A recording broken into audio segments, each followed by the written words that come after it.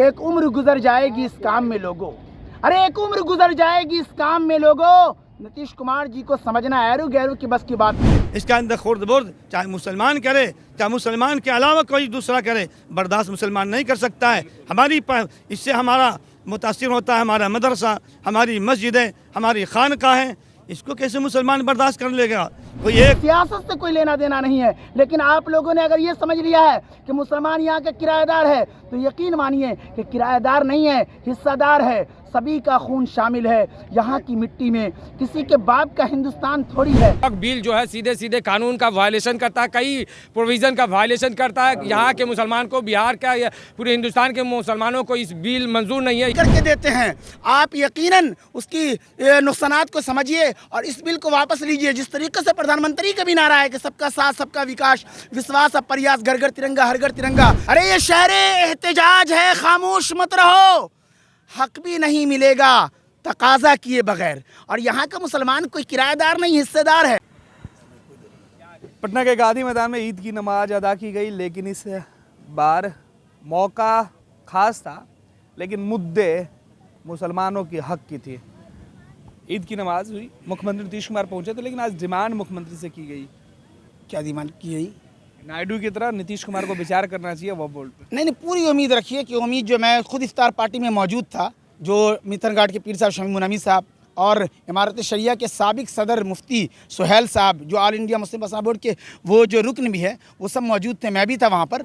इस लिहाज से वहाँ पर भी हजरत ने भी बराह रास्त कि आपसे अच्छा वक्फ विल और कब्रिस्तान और इस तरीके से दरगाहों का जो काम हुआ है बिहार में, देश के किसी भी मुख्यमंत्री ने ये काम अंजाम नहीं दिया है। तो अगर इसमें कोई खराबी और इसके खिलाफ कोई चला जाता है या कोई सरकार ये करती है, तो आपको सबसे ज़्यादा तकलीफ होगा। इसी अंदाज से नीतीश कुमार जी यकीनन जो एक का जुमला लिखा रखा है कि नीतीश कुमार जी सबके हैं, यकीनन एक ऐसा मुख्यमंत्री कि पूरे देश के किसी राज्य के मुख्यमंत्री को हमारे बिहार के हरदिल अजीज जैसी शख्सियत वो नहीं है, और हम लोग वैसा प्यार नहीं करते हैं। मैं तो ये कहता हूं कि नीतीश कुमार जी के लिए मर मिटने के लिए तैयार हूं। मैं कहता हूं कि ये दीवानगी हमारी मिटाए न मिटेगी।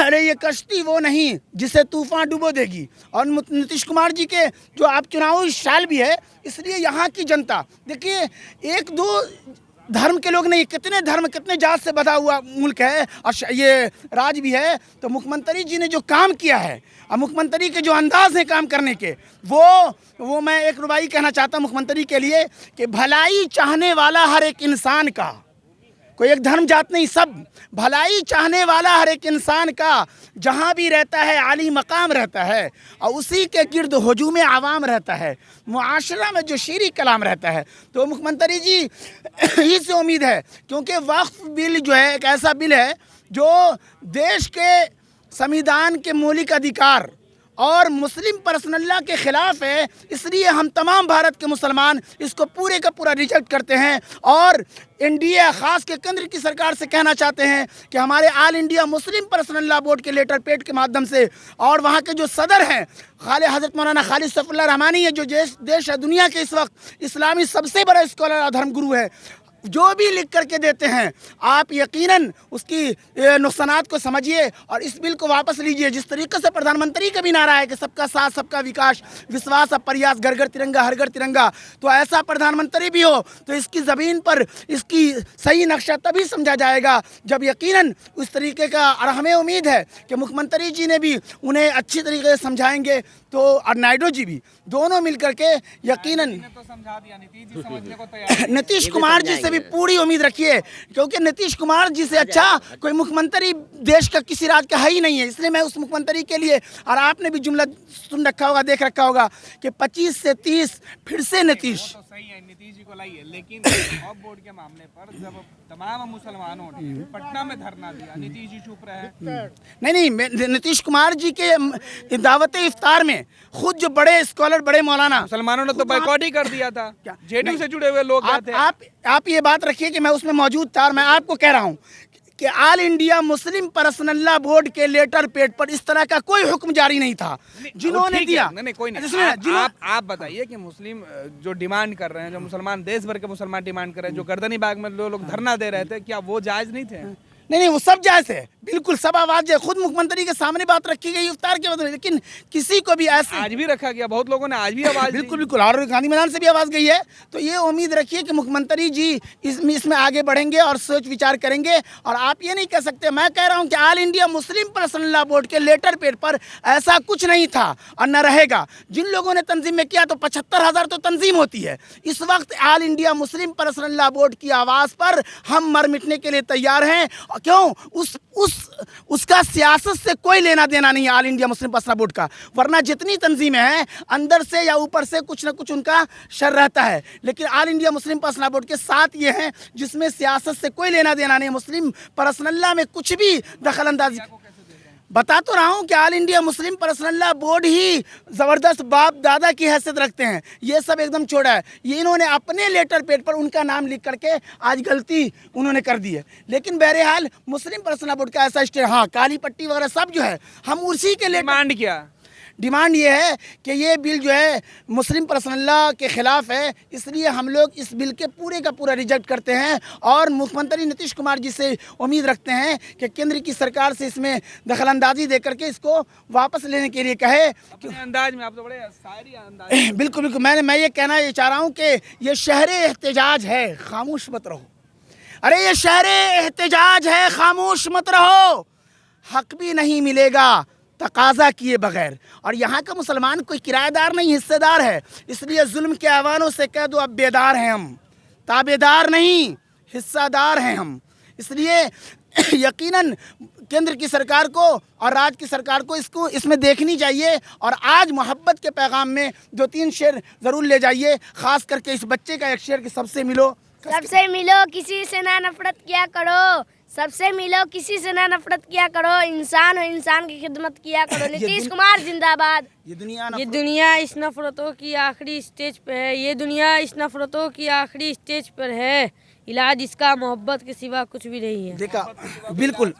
लेकिन क्या लगता है कि मुसलमानों से आजकल की सरकार मोहब्बत करना छोड़ दी है क्या? नहीं बिल्कुल एकदम सही माने में, बिल्कुल चूँकि मैं बता तो रहा हूँ कि ये जो बिल है उसके माने से बात रखी जा रही है। और यहाँ कितने ये धर्म के तो लोग है ही हैं, उसी तरीके से कितनी पार्टियाँ वगैरह ये हैं। मुस्लिम पर्सनल लॉ बोर्ड उसको देखती है और उसके लेटर पेड पर एनडीए सरकार को और केंद्र की सरकार जा रही है, उसे देखनी चाहिए क्योंकि मुसलमानों का ये अहम मसला है। और रहा यहाँ मुसलमानों का तो एक रुबाई ख़ास ले जाइए कि सर मुंडाते ही हमारे सर पे औले पड़ गए। आज़ादी मिलने के बाद ही से मुसलमानों को परेशानी है और होती रही है, कोई इन्हीं की सरकार में नहीं, आज़ादी के बाद ही से। तो सर मुंडाते ही हमारे सर पे औले पड़ गए, हो गई हालत हमारी गैर, किससे क्या कहें। अरे सारे शिकवे और शिकायत रख कर बाले ताक सोचते हैं गीत आज़ादी का हम गाते रहें, सोचते हैं गीत आज़ादी का हम गाते रहें। एक शेर ख़ास ले जाइए कि नफ़रतों की आग जब बस्ती में भड़काई गई, उसका घर पहले जला जिसकी खता कोई नहीं। अरे इस दौरे सियासत का बस इतना फसाना है, इस दौरे सियासत का बस इतना फसाना है, बस्ती भी जलानी है और मातम भी मनाना है। ये तो हकीकत, बस्ती भी जलानी है, मातम भी मनाना है। लेकिन एक और सज्जन है साहब, ईद मुबारक हो। आपको भी ईद मुबारक और आपके सारे दर्शकों को भी ईद मुबारक। चलिए, क्या आज आप लोगों ने इबादत में मांगा है, क्या देश के अमन चैन के साथ जो मुसलमानों के सबसे मुद्दे उस पर क्या कुछ कहिएगा? मुसलमानों के मुद्दे पे ये कहेंगे जो मुसलमान का ये कोई अलग से कोई अलहदा मुद्दा नहीं है, ये एक देश का मुद्दा। कोई भी मुद्दा होता है, जैसे सड़क का पूरा रोड टूटा हुआ है, तो ये सिर्फ मुसलमान का मुद्दा नहीं है। एजुकेशन की कमी है, ये सिर्फ मुसलमान का मुद्दा नहीं है। महंगाई बढ़ गई है, ये सिर्फ मुसलमान का मुद्दा नहीं है। वक्फ का मुद्दा, हाँ, वो भी सिर्फ मुसलमान का मुद्दा नहीं है, वो भी देश का मुद्दा है। लेकिन इस देश के मुद्दे में केवल मुसलमानों को ही क्यों बताया जा रहा है? वो तो मीडिया बताती है, तो लोग को लगता है कि सिर्फ मुसलमान केवल इस पर आवाज़ उठाने वाले लोग मुसलमान होते, इसलिए मीडिया भी कहती है कि भाई मुसलमान भाइयों के वक्फ का मामला है। ये तो अल्लाह का लाख लाख शुक्र है कि मुसलमान हिंदुस्तान के बहुत ही रिस्पॉन्सिबल सिटीज़न है देखा जाए तो। क्योंकि जितनी भी कोई भी ज़्यादती होती है, मुसलमान आगे उठ जाते हैं कि नहीं ये गलत हो रहा। चाहे सरकार किसी के भी हो, इमरजेंसी होता है तो जेल कौन जाता है? मुसलमान। क्यों? क्योंकि वो आगे आए। उन्होंने देखा कि ज़्यादती हो रही है, हम आगे आएंगे। इमरजेंसी को छोड़ दिया जाए, इमरजेंसी से पहले हम जाते हैं आज़ादी, तो आज़ादी की शुरुआत 1857 चाहते हैं कि सरकार जो है वो संशोधन जो ला रही है उसमें हस्तक्षेप करना बंद कर दे। कौन हस्तक्षेप वक्फ बोर्ड में संशोधन की बात जो की जा रही है, वो जो सदियों से चला आ रहा है वक्फ बोर्ड जो होता है उसको औकाफ कहा जाता है। वो एक बंदे के खुदा के लिए होता है कि उन्होंने खुदा के लिए वक्फ कर दिया।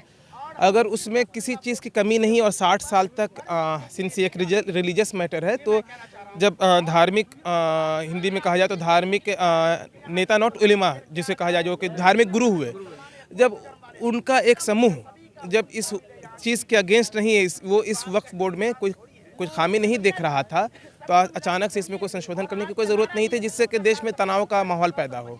तो कोशिश तो ही करनी चाहिए कि देश में तनाव का माहौल पैदा नहीं हो, रोड अच्छे हों, सड़क अच्छा हो। चलिए बहुत अच्छी बात उन्होंने कही कि तब्दीलियाँ होनी चाहिए, लोगों के बीच प्यार मोहब्बत के बीच रहना चाहिए। और भी जो लोग हैं उनसे ही बात करते हैं। सर वक्फ बोर्ड का मामला गवर्नमेंट उलझा रही है, सेंट्रल गवर्नमेंट। वक्फ बोर्ड मुसलमानों की मिल्कियत है और ये रहेगी। बहुत सारे अमेंडमेंट बीच में होते रहे हैं, लेकिन नहीं, इसके बाद भी गवर्नमेंट अभी साजिश में है, एक प्रोपागेंडा के पीछे चल रही है कि साहब बहुत बड़ी जो वो प्रॉपर्टी जो है ये वक्फ में है, रेलवे के बाद बहुत बड़ी प्रॉपर्टी। हमारा कहना ये है कि साहब वो मंदिरों के पास, मठों के पास बड़े बड़े जो है केरल में, तमिलनाडु में, कहाँ सब जगह वो सब सर्वे कराया जाए कि भाई वो ज़्यादा है कि ये ज़्यादा है। उसमें किसी तरह की भी हम लोग नहीं चाहते। हम लोग चाहते हैं कि ये बिल की मुखालफत होनी चाहिए। वो आपके नीतीश कुमार जी से भी कहा गया था, हमारे सीएम हैं, वो भी चूँकि उसमें बताया गया कि भाई आप उसकी मुखालफत कीजिए। चंद्रबाबू नायडू ने अभी विजयवाड़ा में कहा, मुखालफत किया उसकी कि भाई हम लोग साथ में हैं और उसको पास नहीं होने देंगे। लेकिन नीतीश बाबू पता नहीं किस डोलरम में पड़े हुए हैं और किस इसमें हैं, वो वही बेहतर जानते हैं। हम लोग उनसे यही अनुरोध करेंगे कि वो मुसलमान आपके वोटर हैं, उनकी इज्जत कीजिए और इस बिल के ख़िलाफ़ में आप जो है वही कीजिए। तो नहीं बोलने से तो मामला और उलझता जा रहा है कि आप साइलेंट हैं, आप चाहते भी हैं कि नहीं चाहते हैं, ये नहीं है। अब वो किस चक्कर में है वो तो वही बेहतर जानते हैं। हम लोग मुखालफत करेंगे फिर उनके अभी असेंबली इलेक्शन होने जा रहा है 2025 में। हम लोग जो भी लोग उनके साथ हैं वो लोग सब अलग हो जाएंगे। अभी देखिए, अभी 2 दिन कबल वो हमारा शरिया में वहाँ हुआ, हंगामा हुआ अभी, है ना। उनके कुछ अभी अब उसके पीछे बहुत बड़ी साजिश है ना।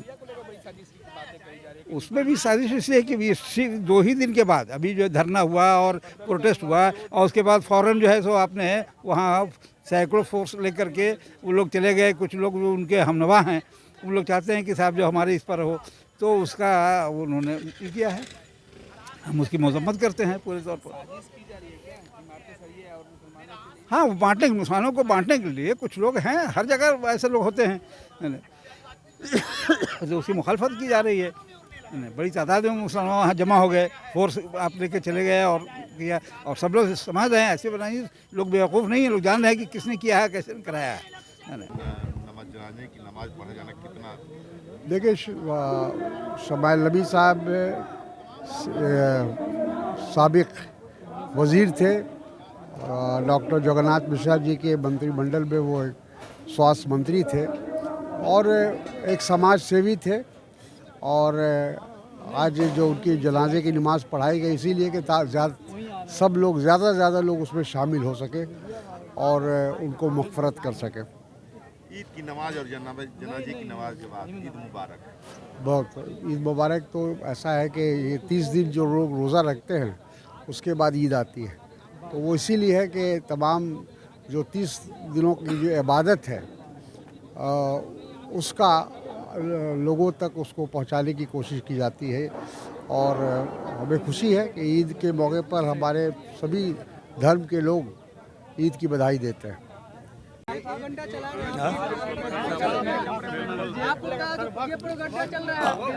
आज हमारा ये सालाना त्यौहार है। साल में एक बार ईद का मौका आता है। इस मौके पर हम लोग हर छोटे बड़े बल्कि समाज का हर फर्द मिलजुल करके अपने रब के सामने खड़े होकर 2 गाना हम लोग अदा करते हैं और दुआ करते हैं अपने मुल्क के लिए, मुल्क की तरक्की के लिए, मुल्क में अमन और सुकून के लिए। ये दुआएं हम लोग करते हैं और आपस में बगैर किसी भेदभाव के ज़िंदगी गुजारने का इसमें पैगाम दिया जाता है। इसी के साथ जिस तरीके से हम रुकू और सजदा अपने रब के सामने अदा करके हम यकजहती का इजहार करते हैं, इसी तरीके से जैसे नमाज है, रोज़ा है, हज है, ये पिलर्स ऑफ इस्लाम है, अरकान इस्लाम में से है जो हमारे ऊपर फ़र्ज़ है इसकी अदायगी। इसी तरीके से वक्फ शुदा जायदाद जो मुसलमानों का ख़ास जायदाद है, मुसलमानों ने अल्लाह के नाम इसको वक्फ किया है, ये कौम मुस्लिम के लिए ख़ास जो है इसको वक्फ किया गया है। इससे इस्फादा कौम का होता है, मुल्क का होता है, समाज का होता है। इसीलिए हमारे बुज़ुर्गों ने बड़ी बड़ी जायदादें इस्लाम के नाम, मज़हब इस्लाम के नाम उन्हें वक्फ किया है।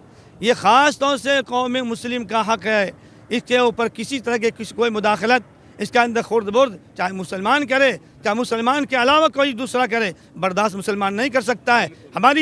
इससे हमारा मुतासिर होता है हमारा मदरसा, हमारी मस्जिदें, हमारी खानकाहें। इसको कैसे मुसलमान बर्दाश्त कर लेगा? कोई एक मस्जिद का ये मामला नहीं है, बाबरी मस्जिद का मामला नहीं है कि चलो एक मस्जिद है, जैसा जो फैसला कोर्ट ने दिया हमने उसके मान लिया। इसको तो मानने का सवाल पैदा नहीं होता है। मरते दम तक ये एहतजाज जारी रहेगा और जारी है इंशाअल्लाह। अब्दुल सत्तार कासमी, इमाम खतीब मस्जिद तबारक अली। वक्फ बिल जो है वो सीधे सीधे कानून का वायलेशन करता है। वक्फ की संपत्ति पर गरीब मजलूम मिस्किन का हक होता है। तो ये जो प्रोविज़न है, आज मुख्यमंत्री नीतीश जी गांधी मैदान में आए थे, ईद की मुबारकबाद दे रहे थे, तो यहाँ भी लोग उनको कहा कि नीतीश जी किसी भी सूरत में वक्फ अमेंडमेंट बिल मंजूर नहीं है, आप इसका पुरजोर मजम्मत कीजिए, इसका मुखालफत कीजिए। ये आपका जो छवि है बिहार में सेकुलर वाला है, मगर आप जब भाजपा के साथ है, वक्फ बिल जो है सीधे सीधे कानून का वायलेशन करता है, कई प्रोविज़न का वायलेशन करता है। यहाँ के मुसलमान को, बिहार का या पूरे हिंदुस्तान के मुसलमानों को इस बिल मंजूर नहीं है। ये सीधे सीधे ये वक्फ की संपत्तियों को हड़पने का ये नापाक साजिश है जी। तो को ईद की इस मौके पर बहुत सारी बधाइयाँ, और हम लोग इस वक्त ईद की खुशियाँ मना रहे हैं, चूँकि अल्लाह तबारक तआला ने अपने नेक बंदों को एक महीना रोज़ा रखने का ईद की खुशी देती है। तो हम लोग वक्फ संशोधन बिल पर क्या कहेंगे, चूँकि हम इस मुल्क के बाशिंदा हैं और हमारे प्रधानमंत्री भी काफ़ी समझदार हैं, और मैं उनको भी ईद की बधाई देता हूँ। और हमारे माननीय मुख्यमंत्री नीतीश कुमार, जिसको विकास पुरुष कहते हैं, काफ़ी इंटेलेक्चुअल आदमी हैं और वो भी समझदार हैं। मैं उनको भी अपने दिल की गहराई से ईद की बहुत मुबारकबादें देता हूँ। और मुल्क में हमारा अमन सुकून रहे, सब लोग मिलजुल के रहे। पर्व तो प्रेम का प्रतीक है, हम लोग हंस मिल के मिलाप हैं। और वक्फ संशोधन बिल सरकार इस देश के लिए सोचती है, और मुझे उम्मीद है सरकार बेहतर सोचेगी और अच्छा निर्णय लेगी।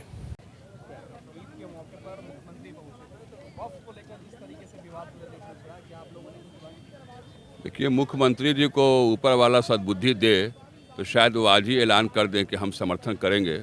ये जो संशोधन बिल है ये पूरे तरीके से मुसलमानों के, हाँ मैंने हम मुसलमानों का समर्थन करने का माने है कि मुसलमानों के साथ वो खड़ा हो जाएंगे। जिस तरह चंद्रबाबू नायडू ने जो कदम उठाया वो सराहनीय कदम है, और नीतीश कुमार जी को, नायडू जी को सही सीखना चाहिए कि क्यों इस तरह से हो रहा है। आप सोचिए, अभी ठीक कहा मौलाना ने कि भाई वक्फ की जो संपत्ति है उसमें आपका क्या अधिकार है। हमारे आबा अजदाद ने, हमारे पूर्वजों ने अपने कौम के भला के लिए वो दिया है, तो उस पर आपका क्या अधिकार है। ये तो एक बीजेपी की पॉलिसी मैटर है कि देश को विकास नहीं करना है, देश को आगे नहीं बढ़ने देना है। ऐसा ऐसा बिल लाइए, ऐसा ऐसा प्रस्ताव लाइए कि आपस में एक नफरत का माहौल पैदा हो जाए, आपस में लोग लड़ाई झगड़ा शुरू कर दें। इसी में देश को लगा के रखना है। आज जो ये ईद की नमाज़ पटना के गांधी मैदान में पढ़ी गई, यहाँ मुख्यमंत्री नीतीश कुमार जी का आगमन हुआ, और सभी नौजवानों ने एक साथ मिल कर के उनसे ये अपील की है कि वक्फ जो दान की हुई, मुसलमानों के ज़रिए जो दान की हुई भूमि है, ज़मीन है, मदरसे हैं, उन सभी भूमियों को जो केंद्र सरकार, एनडीए की सरकार एक बिल ला करके उसको हड़पना चाहती है और पूंजीपतियों को देना चाहती है, तो मैं पुरजोर तरीके से इस बिल का विरोध करता हूं कि ये बिल जो है नहीं पास हो। और ख़ास करके मैं मुख्यमंत्री नीतीश कुमार, सीएम बिहार से आग्रह करता हूं कि जिस तरह चंद्रबाबू नायडू ने उसका विरोध किया है, आप भी, चूँकि बिहार में अमन और अमान बरकरार है और हमें पूरी उम्मीद है कि आप इस बिल का समर्थन नहीं करेंगे, पुरजोर विरोध करेंगे। धन्यवाद।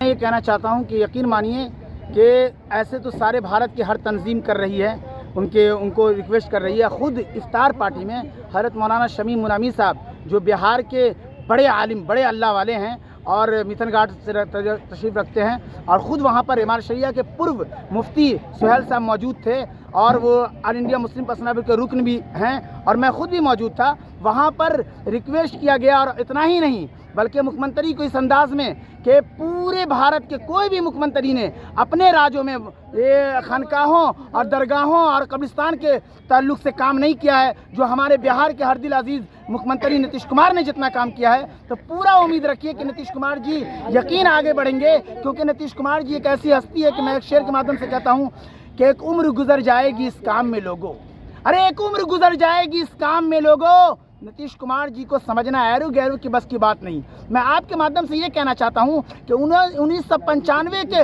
वक्फ एक्ट में दिए गए जो तरमीम के लिए बिल लाया गया है वो संविधान में दिए गए मौलिक अधिकार और मुस्लिम पर्सनल लॉ के खिलाफ है। इसलिए हम भारत के मुसलमान पूरे का पूरा इस बिल को रिजेक्ट करते हैं और all India Muslim personal law board इस मामले में जो भी अपने लेटर पेड पर देते हैं वो केंद्र की और राज्य की भी जो एनडीए सरकार है वो इसे सुने, वरना आप याद रखिए कि नीतीश कुमार जी और या फिर एनडीए की कोई भी जमात और केंद्र की सरकार कि all India Muslim personal law board के अध्यक्ष इस वक्त हैं हज़रत मौलाना खालिद सैफुल्लाह रहमानी साहब, जो देश और दुनिया के इस्लामी सबसे बड़े स्कॉलर और धर्मगुरु हैं। हम उनकी आवाज़ और उनकी लेटर पेड पर हम मरने मिटने के लिए तैयार हैं। इसलिए हम राज्य और देश की सरकारों को कहना चाहते हैं कि जल्द जल्द ये ऐसा ही तंजीम है all India Muslim personal board जिनका सियासत से कोई लेना देना नहीं है, लेकिन आप लोगों ने अगर ये समझ लिया है कि मुसलमान यहाँ का किराएदार है तो यकीन मानिए कि किराएदार नहीं है, हिस्सादार है। सभी का खून शामिल है यहाँ की मिट्टी में,